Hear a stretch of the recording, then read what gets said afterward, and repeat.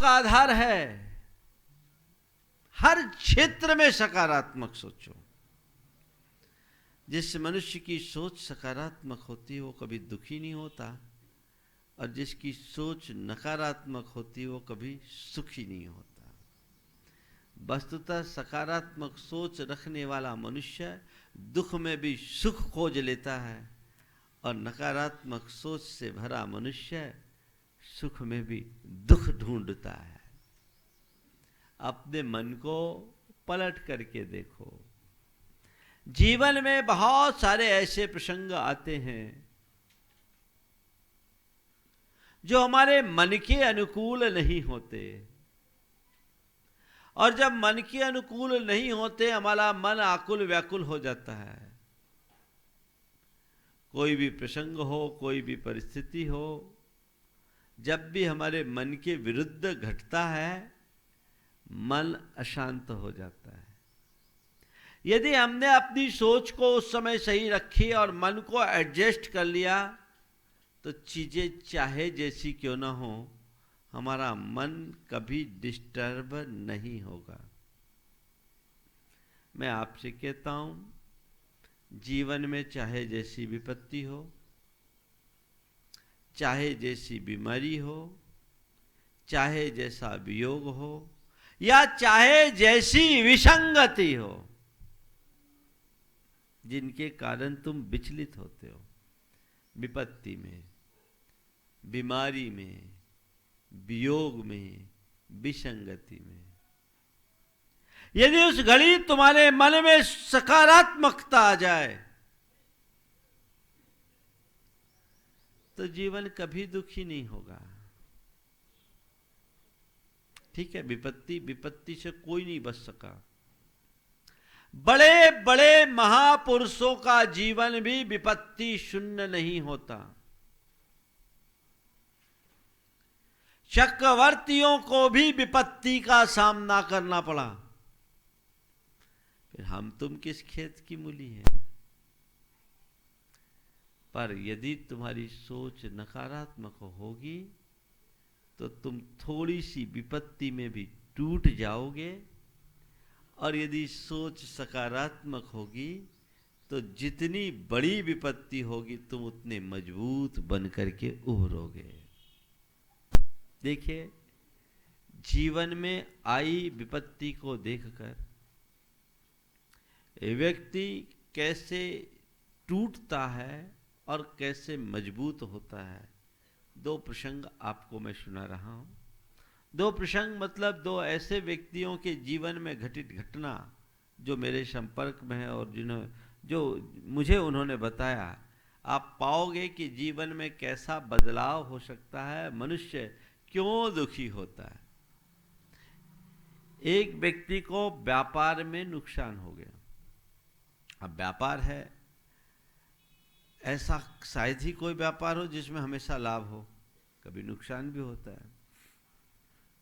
व्यापार में नुकसान हुआ, उसकी क्षमता के हिसाब से कोई बहुत बड़ा नुकसान नहीं था, लेकिन जीवन में पहली बार नुकसान पाया और वो नुकसान को झेल नहीं पाया।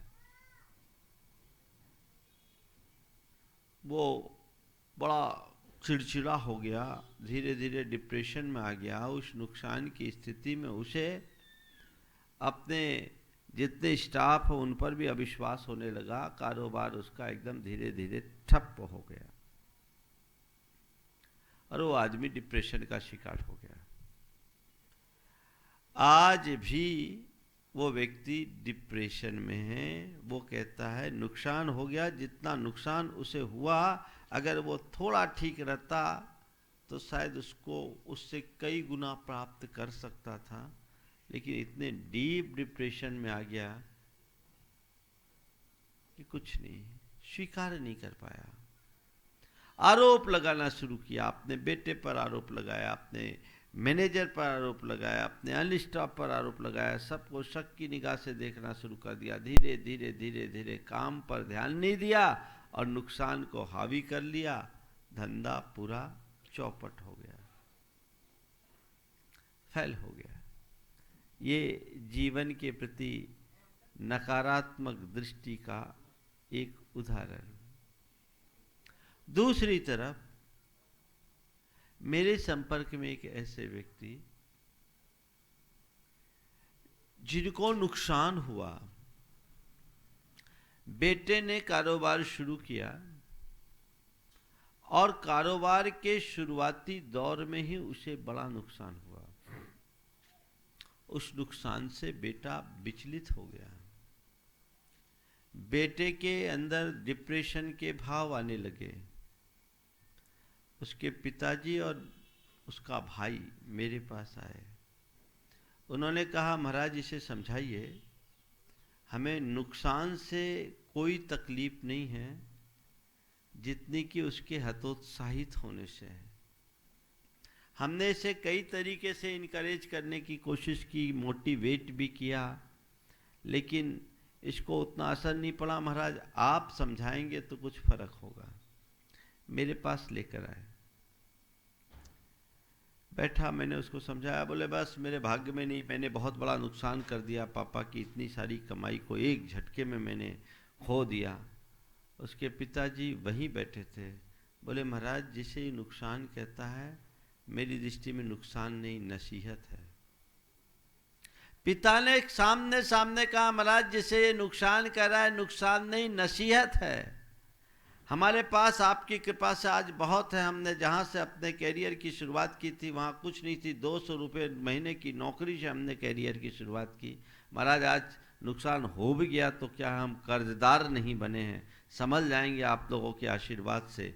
पर मैं इसे बार बार कहता हूँ, इसे नुकसान नहीं, नसीहत मानो। अपने सिस्टम को ठीक करो, व्यापार को व्यापार के तरीके से करो। थोड़ा भी चूकोगे तो ऐसा होगा। महाराज इसको बोलिए, इसे भूल जाए। मैं यही सोचता हूँ, जितना नुकसान हुआ जीवन में उतना कम कमाया, चल गया। नुकसान भले हुआ पर मैं कर्जदार तो नहीं बना, इसे ये सोचना चाहिए। और महाराज ये नुकसान नहीं, नसीहत। मुझे सुनकर बड़ा अच्छा लगा।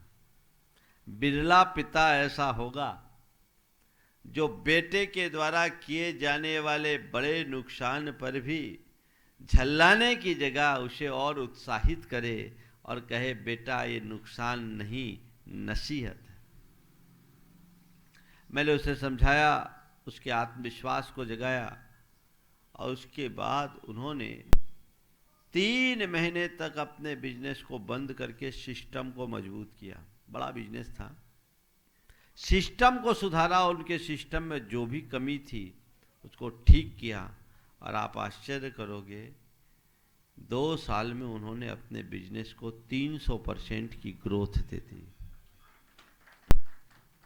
300% की ग्रोथ। ये किसका फल है? सकारात्मकता का। लोग छोटे छोटी बातों में अपने जी को उलझा देते हैं, सारी शक्ति नकारात्मक दिशा में लगाते हैं, दुखी होते हैं, ग्रोथ रुकती है। जीवन में कोई भी विपत्ति आए, उस विपत्ति को अगर तुम सकारात्मक रूप से देखोगे तो लगेगा नहीं, मेरी विपत्ति अपेक्षाकृत छोटी है, मेरी विपत्ति अपेक्षाकृत छोटी है। विपत्ति में भी संपत्ति दिखेगी अगर तुम्हारी सोच सही हो तो अपनी सोच को सकारात्मक बनाए, मन कभी दुखी नहीं होगा। एक व्यक्ति ने अपना मकान बनाया, हफ्ते भर बाद उसका गृह प्रवेश होने वाला था। बहुत आलीशान मकान, पूरे इलाके की शान। पर संयोग कुछ ऐसा बना, उस मकान में अचानक आग लग गई, मकान धू धू कर जल गया। लोगों को बड़ा दुख हुआ। लोगों ने उसे सांत्वना भी दिया कि भाई दुखी मत हो। पर देखा कि वो व्यक्ति बड़ा शांत, और उसने कहा, मैं भगवान का बड़ा शुक्रगुजार हूं, आज से हफ्ते भर बाद मुझे इस मकान में प्रवेश करना था। अच्छा हुआ कि आग आज लग गई। अच्छा हुआ कि आग आज लगी। यदि यही आग हफ्ते भर बाद लगी होती तो मकान के साथ मेरा परिवार भी स्वाहा हो जाता। मकान तो फिर भी खड़ा हो जाएगा, पर परिवार जाने के बाद नहीं लौट पाएगा। क्या दृष्टिकोण है। मैं आपसे पूछता हूं, ऐसा मनुष्य कभी दुखी होगा? तो क्या आप अपने आप को ऐसे मनुष्य में शामिल नहीं कर सकते? क्या करना है इसके लिए? कुछ नहीं करना है, कोई त्याग तपस्या की जरूरत नहीं है। क्या करना है? सोच को बदलना है। नकारात्मक से सकारात्मक हो। एक बात अपने दिल दिमाग में रखे, हर चीज हर प्रसंग में मुझे सकारात्मक सोचना है। चाहे विपत्ति हो या बीमारी। कई लोग थोड़े बहुत बीमार होते हैं तो तन से जितना बीमार होते उससे ज्यादा उनका मन बीमार हो जाता है। नहीं, बीमार हो इलाज कराओ, लेकिन बीमारी को अपने ऊपर हावी मत होने दो, अपने मन पर हावी मत होने दो। एक दिन में बीमारी आती नहीं तो एक दिन में बीमारी जाती नहीं। और तुम्हें सदैव इस बात का स्मरण रखना चाहिए कि मेरे हाथ में चिकित्सा है, आरोग्य नहीं। अच्छे से अच्छा इलाज मैं करा सकता हूं, पर आरोग्य तो मेरे कर्म के ऊपर निर्भर करेगा। कोई भी बीमारी आए उस समय सकारात्मक सोचो, अपने आप को बीमार मत मानो। मेरे संपर्क में एक ऐसे व्यक्ति हैं जिनके 14 ऑपरेशन हो चुके, 2 बार बड़ी बड़ी दुर्घटनाएं हो गई।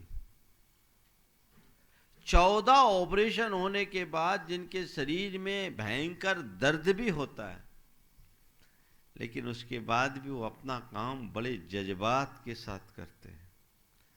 एक दिन चर्चा में लोगों ने बोला, महाराज जी चाल वाल तो थोड़ी, इतने सारे ऑपरेशन होने के बाद चाल तो लाचार होगी, जमीन पर बैठ नहीं सकते, लड़खड़ा के चलते हैं। तो किसी ने बोला, महाराज जी इनको बड़ा तकलीफ है। सुनो बात, 14 ऑपरेशन इनके हो गए, 2 बड़े एक्सीडेंट के दौर से गुजरे, इनको बड़ा तकलीफ है। तो तत्क्षण उनकी बात को काटते हुए उन्होंने कहा, महाराज मुझे कोई तकलीफ नहीं, मैं अपने आप को बड़ा खुश नसीब मानता हूँ, क्योंकि मेरे जो एक्सीडेंट हुए उससे तो मैं परलोक पहुँच गया होता। मैं कम से कम चल फिर तो रहा हूँ, बोल बताता रहा हूँ, मेरा तन भले लाचार है, माइंड पूरा ठीक है। आज भी महाराज मैं 16 घंटे काम करता हूँ। ये सोच, 16 घंटे काम करता है, इतने सारे ऑपरेशन होने के बाद भी। और एक है थोड़ा सा सिर पकड़ ले तो घर को हिला दे। क्या है? तन की बीमारी के 100 इलाज है, मन की बीमारी का कोई इलाज नहीं। जब भी तुम्हें लगे कि तुम बीमार हो और तुम्हें आराम नहीं मिल रहा है, तो ये मत सोचो कि मैं बीमार हूं। बीमार तो वो है जो अस्पताल में पड़ा है, बीमार तो वो है जो आईसीयू में है, बीमार तो वो है जो पैरालाइज्ड है, बीमार तो वो है जो कोमा में है। मैं कहाँ बीमार हूँ? चल रहा हूँ, फिर रहा हूँ, उठ रहा हूँ, बैठ रहा हूँ, काम कर रहा हूँ, बोल रहा हूँ, बता रहा हूँ, फिर बीमार कहाँ? अपने आप को स्वस्थ मानो, बड़ा फर्क पड़ता है। मैं मैनपुरी में था, एक सज्जन मेरे पास आए। वो जन्म से जैन नहीं थे, रिटायर्ड थे, डिप्टी कमिश्नर की पोस्ट से वो रिटायर हुए थे। उन्होंने आके कहा, महाराज जी आपने हमारे ऊपर चमत्कार कर दिया। हमने, भैया कैसा चमत्कार? कौन सा चमत्कार? मैं तो चमत्कारों पर को विश्वास नहीं करता। बोले आप विश्वास करो या ना करो, मेरे साथ तो चमत्कार हो गया। बोले मैंने आपको देखा पहली बार है, ऐसा कौन सा चमत्कार? बोले महाराज पिछले 1 महीने से मैं आपके प्रवचन सुन रहा हूँ, जिस दिन से आप आए उस दिन से प्रवचन सुन रहा हूँ। ये घटना 2002 की है। और आपके तीसरे प्रवचन में आपने एक वाक्य कहा था कि तन की बीमारी को मन पर हावी मत होने दो। महाराज मुझे ये वाक्य बहुत जम गया। मैं 15 सालों से एंजाइना पेन से पीड़ित था। एंजाइना का पेन जिसको होता आप सब जानते क्या हाल है। महाराज लाखों रुपया मेरे इलाज में बर्बाद हो गए, लेकिन मुझे कोई आराम नहीं। लेकिन आपने जो कहा कि तन की बीमारी को मन पर हावी मत होने दो, मुझे वो बात बैठ गई और महाराज उसी दिन से मुझे आराम मिल गया। मैंने तीसरे दिन से दवाइयाँ बंद कर दी। आज लगभग 1 महीना होने को है। आपके चरणों में आभार व्यक्त करने आया हूँ महाराज, आपकी कृपा से चमत्कार हो गया, दवाई छूट गई। क्यों? एंजाइना मूल रूप से मन के कारण होता है। तो अगर आपकी सोच सकारात्मक होगी तो कैसी भी बीमारी हो मन विचलित नहीं होगा। वियोग हो, वियोग तो होना ही है, उसमें भी अगर सोच सकारात्मक होगी तो तुम वियोग के बाद जो बचा है उसको ग्रहण करोगे, जो खोया उसकी तरफ दृष्टि नहीं डालोगे। जीवन में और भी कोई विषमता हो, किसी ने तुम्हारे साथ दुर्व्यवहार किया, बुरा व्यवहार कर लिया, तुम उसको लेकर के नकारात्मक सोचना शुरू कर लेते हो, उसके प्रति गांठें बना लेते हो, उससे बदला लेने का भाव रख लेते हो, मन में प्रतिशोध की ग्रंथि बंध जाती है। अरे भाई, यदि उस घड़ी सकारात्मक सोचो और ये सोचो चलो क्या हुआ, उसने कुछ बोला ही तो है, मारा थोड़ी है। मार भी दिया तो चलो बोला और मारा ही तो है, छीना थोड़ी है। छीन भी लिया तो अंश छीना है, सर्व थोड़ी छीना है। यदि ये दृष्टि तुम्हारे अंदर विकसित हो जाए तो तुम्हारा मन कभी क्षुब्ध नहीं होगा। मुझे चारों बातें करनी है। तो पहली बात, सकारात्मक सोचें। दूसरी बात, विधि के विधान पर विश्वास करें। विधि के विधान पर विश्वास, कर्म सिद्धांत पर विश्वास रखें, कर्म सिद्धांत पर भरोसा करें। कर्म के उदय में जो होगा हमें वही भोगना पड़ेगा। ये बताइए, जीवन में हम बहुत कुछ चीजें चाहते हैं, पर जो जो चाहते वही मिलता है क्या? नहीं मिलता। कई चीजों को पाने के लिए हम लाख लाख कोशिश करते हैं, पर लाखों कोशिश के बाद भी वो हमें नहीं मिलती। क्यों नहीं मिलती? कर्म। हमारे जीवन में जितने भी संयोग है वो हमारे अधीन नहीं है, वो कर्म के अधीन है। कर्म ही मनुष्य को उठाता है, कर्म ही मनुष्य को गिराता है।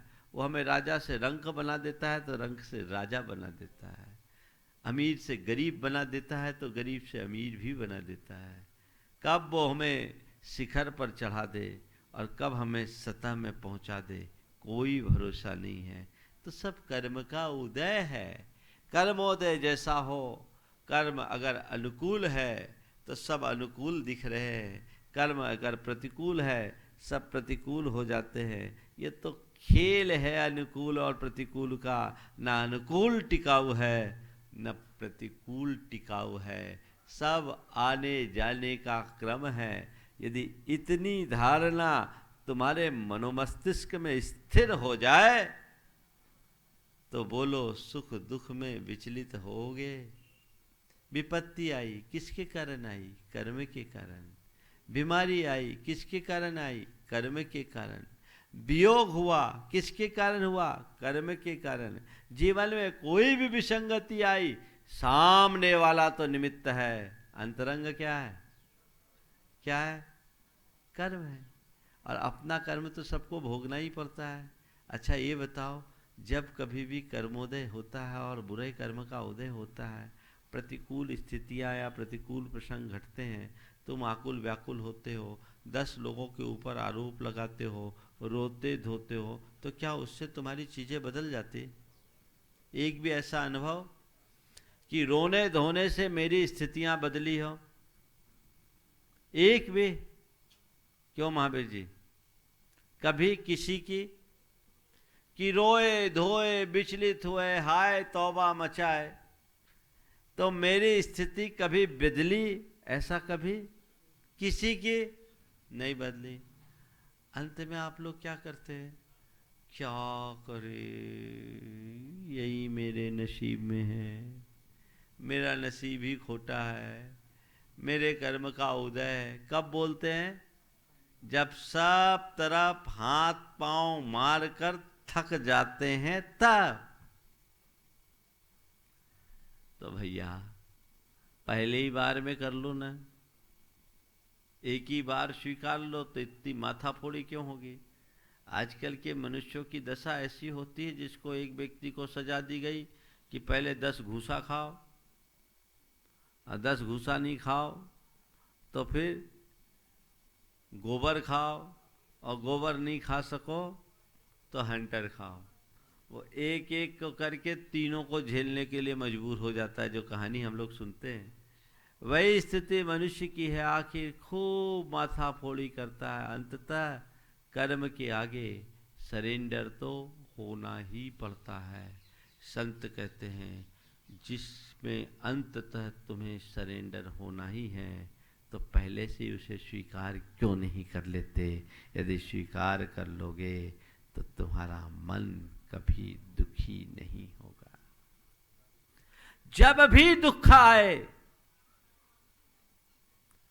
कर्मोदय मानकर उसे स्वीकार करो। सबके जीवन में दुख आता है, सबको अपने अपने कर्मों का फल भोगना पड़ता है। ठीक है भाई, मेरे कर्म का उदय है, चलो स्वीकार करते हैं, अब और कोई उपाय नहीं, और कोई चारा नहीं।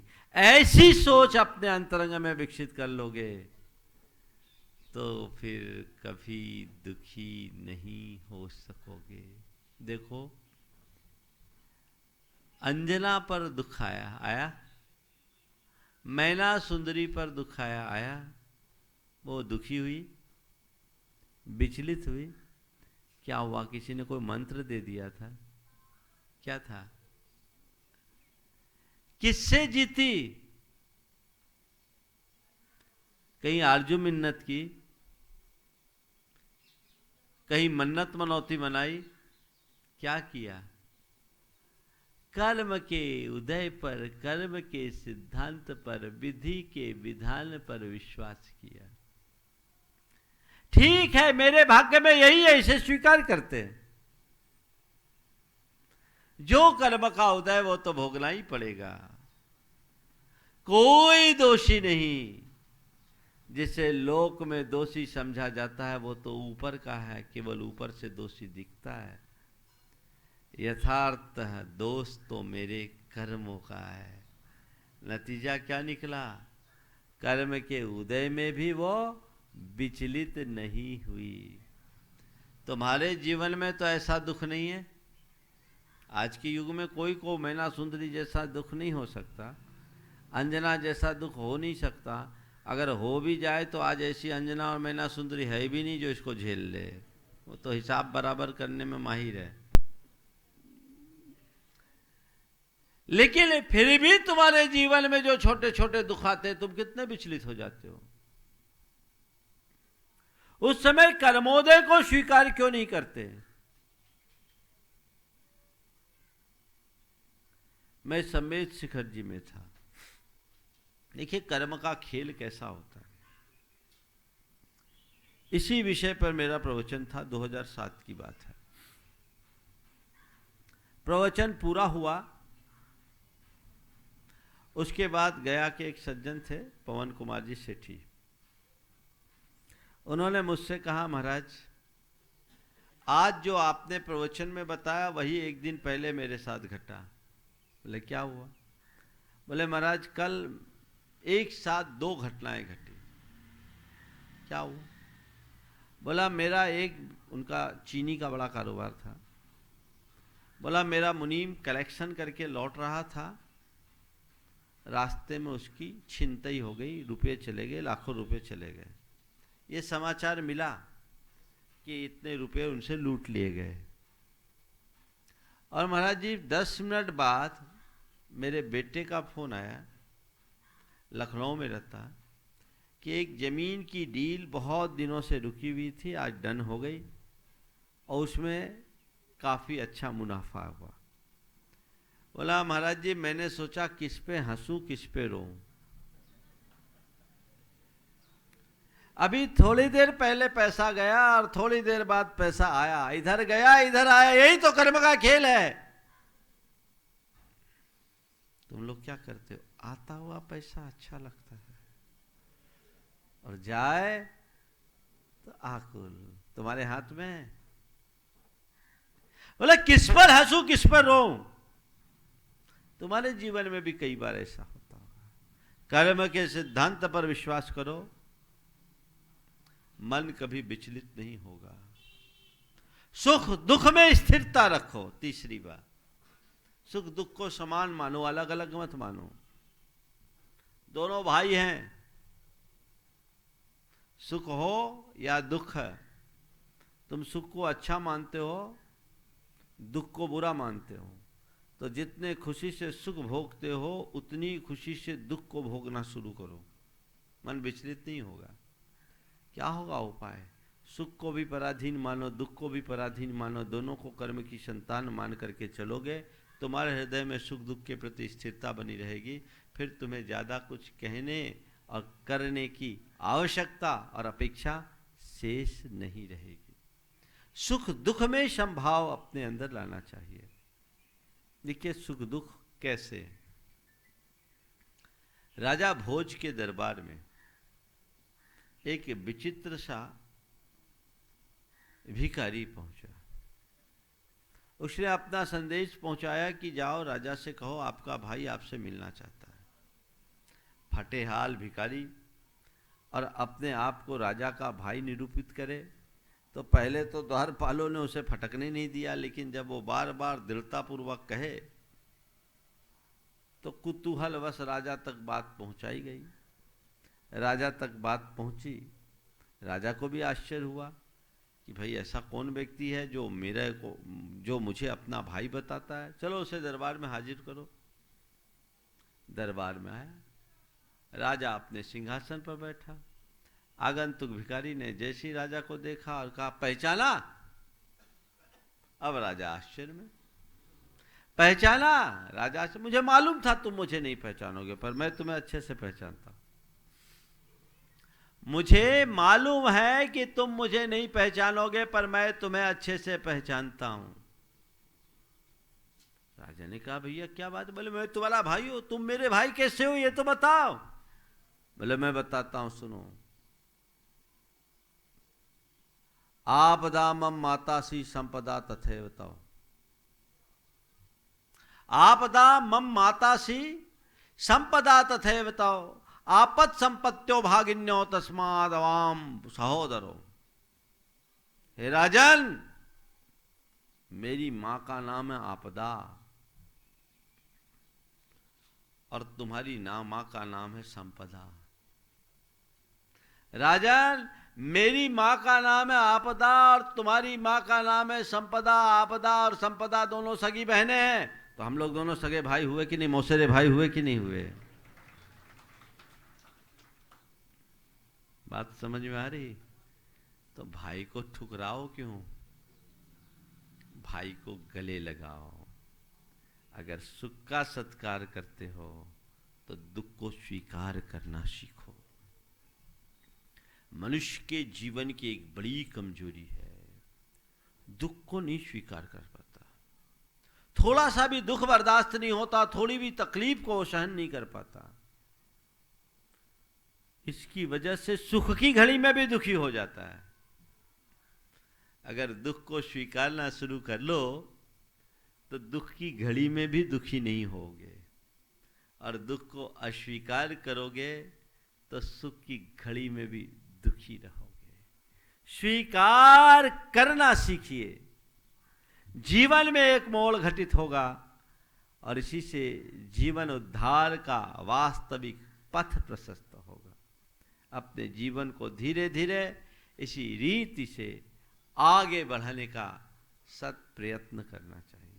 सुख को स्वीकार करें, धीरे धीरे सुख दुख में समभाव लाने की कोशिश करें। अरे दोनों कर्म का खेल है, कर्म का उदय है, कर्म जैसा खेल खिला रहा है, हमको खेलना है, जीवन में आगे बढ़ना है। तो 4 बातें मैंने आपसे कहने की बात की। सबसे पहली बात, सकारात्मक सोचिए। दूसरी बात, विधि के विधान पर यानी कर्म के सिद्धांत पर विश्वास कीजिए। तीसरी बात, सुख और दुख को समान मानिए। और चौथी बात, तुम्हारे पास जो है, जैसा है, जितना है, उतने में संतुष्ट रहिए। एक वाक्य में कहूँ, प्राप्त को पर्याप्त समझिए। प्राप्त को पर्याप्त समझो। कई बार लोग सोचते, एक बार एक युवक आया, बहुत बड़ा कारोबारी था, उसके साथ उसकी धर्मपत्नी भी थी। धर्मपत्नी ने कहा कि महाराज जी, इनको थोड़ा समझाइए, इनको व्यापार का नशा चढ़ा हुआ है। देखो, बात सही है, एक समय में व्यापार जरूरत होती है, व्यक्ति जरूरत करने के लिए व्यापार करता है, और स्थिति ऐसी हो जाती है कि व्यापार ही उसकी जरूरत बन जाती है। बोले महाराज, बहुत धंधी आदमी है, बहुत जो धंधा इनको सामने आ जाए वो काम कर ले, पर महाराज हम इनको बार बार बोलते मानते नहीं। पत्नी की बात पूरी नहीं हो पाई कि वो बीच में ही कहा, महाराज जी सोचते थोड़ा पर्याप्त हो जाए फिर रोक लेंगे। हमने कहा भैया, पर्याप्त की क्या सीमा है? कितने में पर्याप्त होगा? बोलो, कितने में? पर्याप्त की कोई सीमा नहीं। हाँ, ये तो होता है कि किसी को 4 रोटी की भूख हो, 2 रोटी मिल जाए तो भूख आधी हो जाती है। अनुभव है? 4 रोटी की भूख हो, 2 रोटी मिलने पर भूख आधी होती कि नहीं होती है? 10 लाख की चाह हो, 5 लाख मिल जाए तो चाह आधी होती है क्या? क्या हुआ? क्या हुआ? समझ में आ रही बात? वो और बढ़ेगी। ये जीवन का एक अनुभव है। इस सच्चाई को जो जानते हैं उनमें भटकाव नहीं होता, और जो इस सच्चाई से विमुख होते हैं उनमें ठहराव नहीं होता। जीवन में ठहराव लाना चाहते हो तो सत्य को स्वीकार करो। इस जीवन की सार्वभौमिक सच्चाई को स्वीकार करो। जो है, जैसा है, जितना उतने में संतोष करो, बस ठीक है। जितना है पर्याप्त, जितना है पर्याप्त। और तुम सोचोगे और और और और और और और, तो इस और का छोर ही नहीं मिलेगा।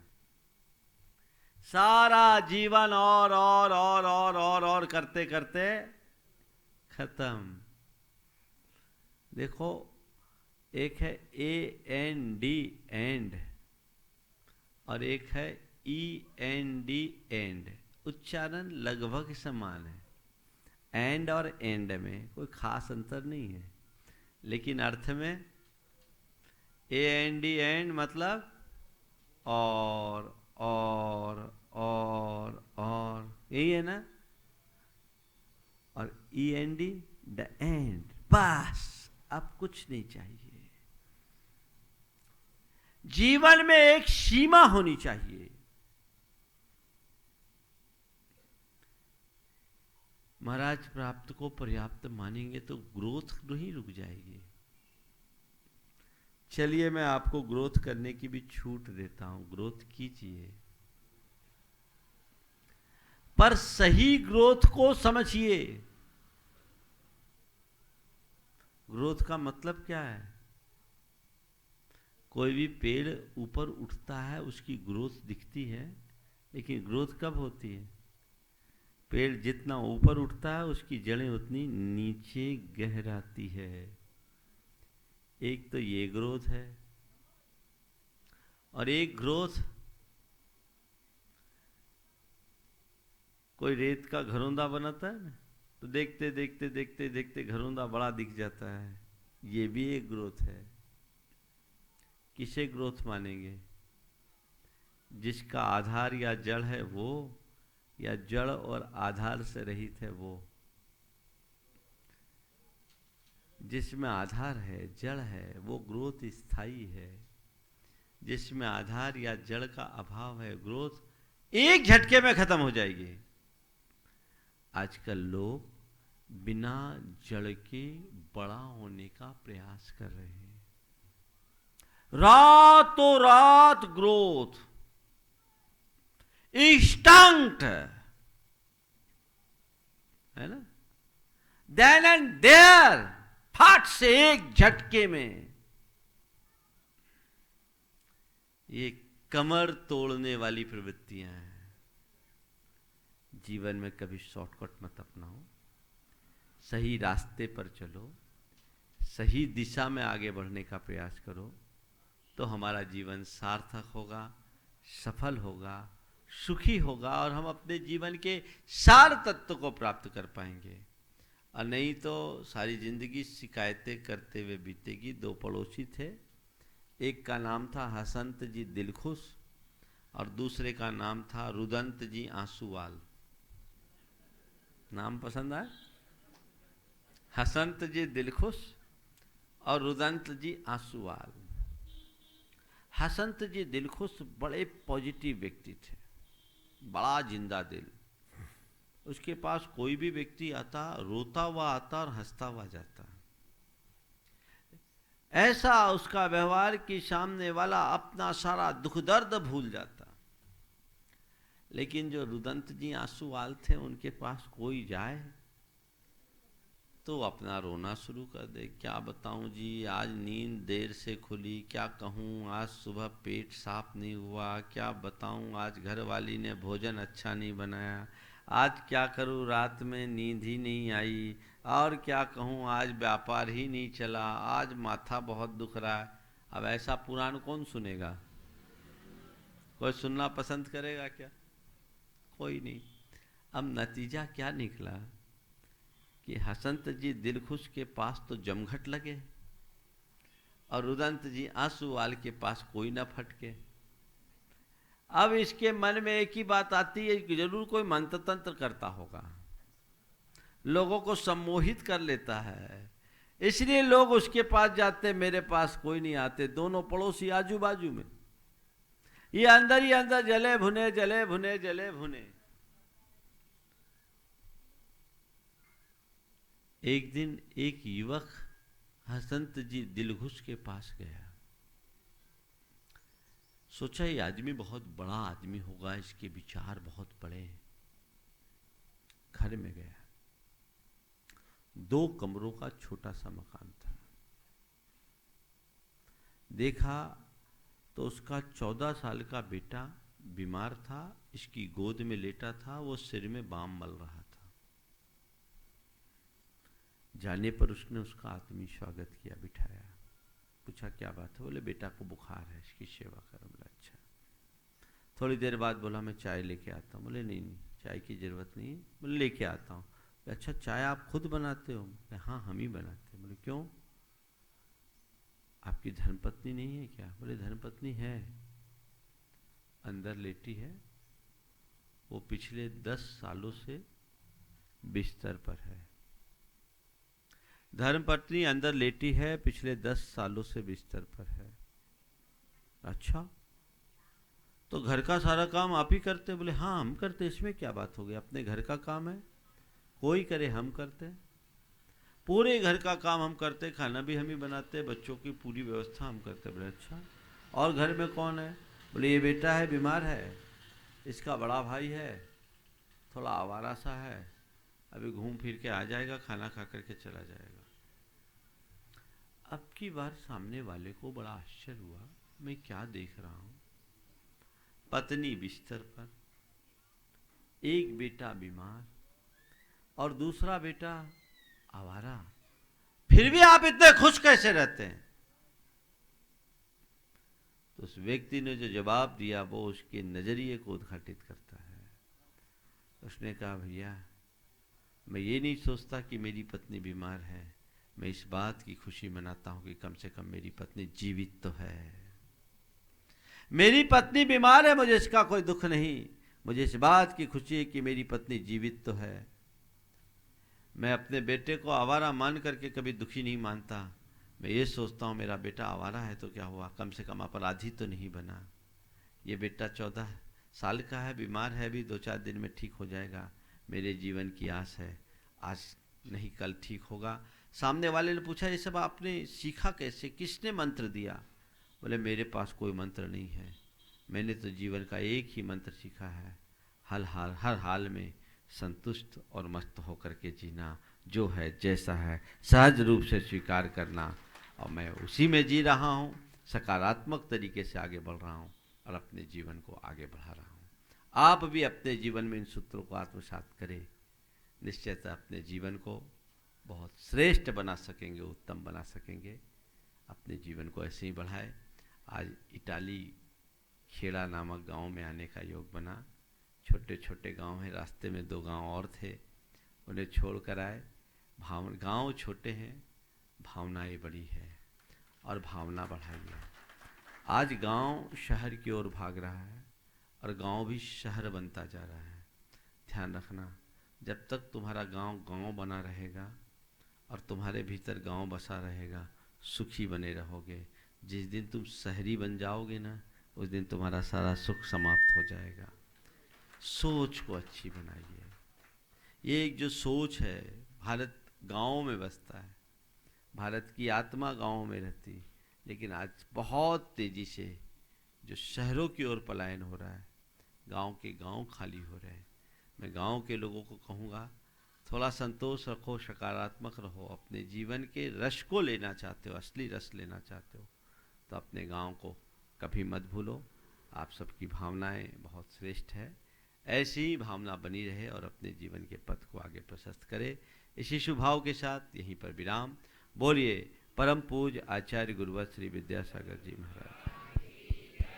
परम पूज्य 108 मुनि से प्रमाण सागर जी महाराज की।